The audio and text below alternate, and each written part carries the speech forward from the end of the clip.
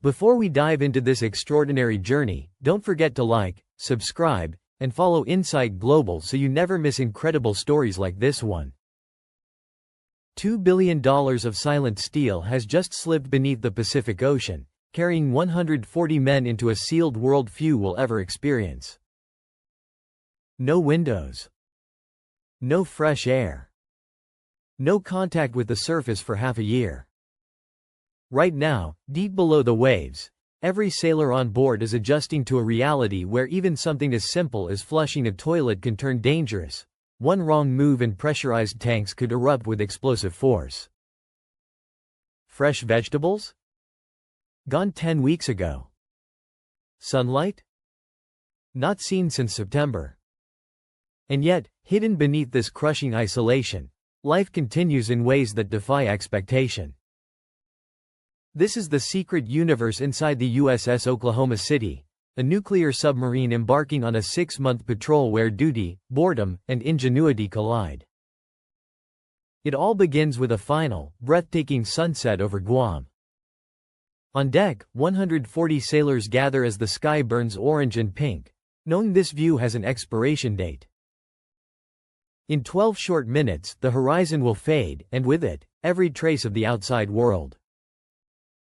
There is a ritual to this departure, a quiet ceremony of surrender. One by one, sailors step forward to give up their lifelines to the surface. 140 smartphones dropped into a locked steel box that won't be opened until February. One last, "I love you," text to a wife who won't hear from them for 180 days.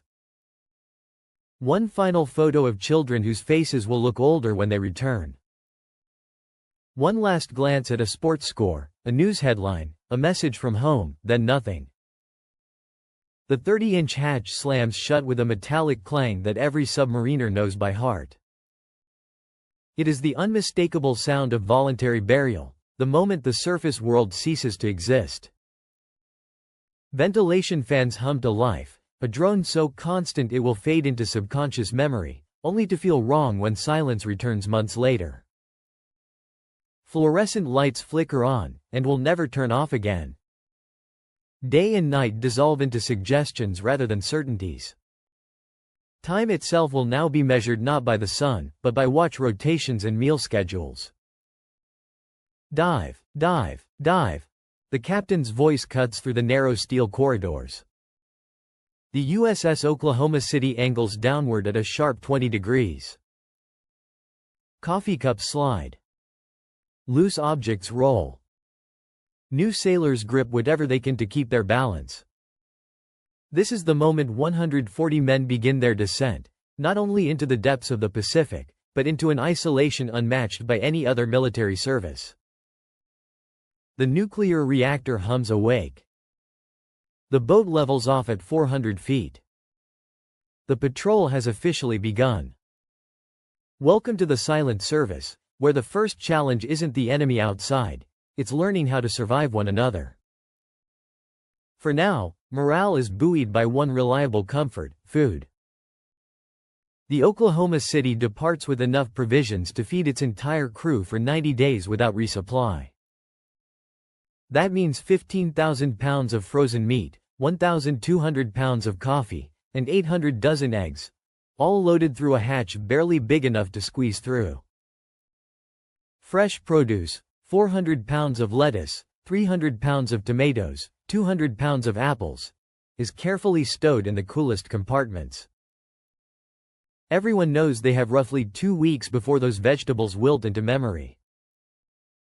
The submarine's galley is smaller than a food truck kitchen, just 10 by 14 feet, yet it somehow produces 4 meals a day for 140 hungry sailors: breakfast, lunch, dinner, and midrats, the midnight rations for the night watch.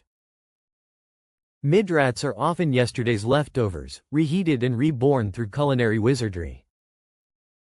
The cooks, officially called culinary specialists, are masters of improvisation, transforming dehydrated potato flakes into something resembling mashed potatoes with the help of butter, garlic, and a pinch of what they jokingly call submarine magic. But tonight, meal prep screeches to a halt. The boat's alarm system erupts. This is no drill. Rig for deep, echoes through the galley. The submarine plunges downward fast. Pots slide off burners. Whatever lurks above them, the Oklahoma City does not want to be found. Storage is everywhere. Cans of green beans are crammed beneath bunks in the torpedo room. Cases of tomato sauce line the narrow corridors, forcing sailors to walk single file. One man sleeps on a mattress resting atop 48 cans of corn. When the Oklahoma City leaves port, it resembles a floating grocery store disguised as a warship. Meals are eaten in the mess decks, a room the size of a small classroom. 5 tables seat 24 sailors at a time, and each group has exactly 15 minutes to eat before the next shift arrives. This space doubles as a theater, game room, and social hub. It's cafeteria style: grab a tray, eat fast, and clear out. Despite the cramped quarters, submarine food enjoys a legendary reputation. The Navy ensures the best ingredients and skilled chefs because good meals are vital to morale in a sealed steel tube. Not everyone eats together. Officers dine in the wardroom, where junior enlisted sailors serve them in a more formal setting. The chief petty officers have their own goat locker, complete with cushioned booths, a private domain few outsiders ever see. By week 2, menus grow creative. Fresh salads give way to 3 bean mixtures from cans. Fruit cocktails replace fresh breakfast fruit. Only the bread remains a constant luxury, baked nightly by a sailor working while the rest of the crew sleeps. Its aroma briefly masks the ever-present scent of diesel, hydraulic fluid, and 140 men who might shower once a week, if they're lucky. But all food eventually has to go somewhere. And where it ends up is a hazard unlike anything topside life could imagine. The most dangerous room on the boat. By week 3, the submarine's most dangerous equipment isn't the nuclear reactor or the torpedoes, it's the toilets. The Oklahoma City has 3 toilets and 2 showers for 140 enlisted men. The math is grim, but the physics are worse. These toilets use pressurized air to expel waste into external tanks. Flush at the wrong time, open the wrong valve, and a sailor can find himself sprayed with the accumulated contents of 3 days. The process, known as blowing sanitaries, is so complex that new crew members require supervised training before they're allowed to flush on their own. Showers offer little comfort. Each sailor gets 3 to 5 minutes, broken into quick bursts. 30 seconds to get wet, water off, soap up, then 30 seconds to rinse. Officers and chiefs have their own showers, but even they are rationed. If the submarine's water supply allows, the executive officer may declare a Hollywood shower, continuous running water for a full 5 minutes. When this rare luxury occurs, sailors line up as if it were Christmas morning. But sometimes, even that is forbidden. 2 months into the patrol, the captain orders silent running.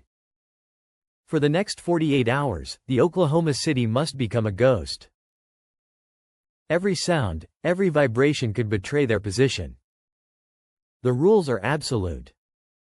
No flushing toilets unless absolutely necessary. No showers. The galley serves only cold food because pots and pans make too much noise. Even dropping a wrench could give them away. Sailors wear soft-soled shoes and move with exaggerated care. Movie nights are cancelled. Cards are played only if the deck can be shuffled silently.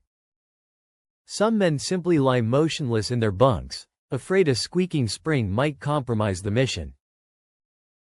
Medicine at sea.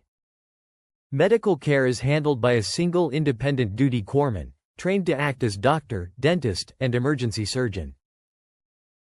If an appendix bursts, surgery happens right on the wardroom table, the same place where officers eat dinner. Thankfully, on this patrol, the most common ailment is homesickness. Breaking the surface at last, after 180 days, the USS Oklahoma City rises through the Pacific. The hatch opens, and the first breath of real ocean air sweeps through the boat like a revelation. Men stagger onto the deck, dizzy from oxygen that hasn't been recycled hundreds of times. Sunlight burns their pale skin. Eyes squint against a horizon too wide to process. For 6 months they have lived without clouds, wind, or the sound of waves, and now the world feels almost unreal. Cell phones are returned. Screens flare to life with 6 months of missed messages and updates. Some sailors learn they are fathers. Others discover they are newly single. Sports seasons have ended and elections decided, proof that the world kept spinning while they drifted unseen beneath the ocean. As the submarine powers toward port, every sailor feels the same surge of relief and disbelief. They have endured the claustrophobic silence, the dangerous toilets, the endless shifts, and the ache of distance, and now the surface world, with all its chaos and color, welcomes them back. Thanks for joining this incredible journey into the hidden world of submariners. If you enjoyed this story, like, subscribe, and follow Insight Global for more extraordinary adventures from places few people ever get to see.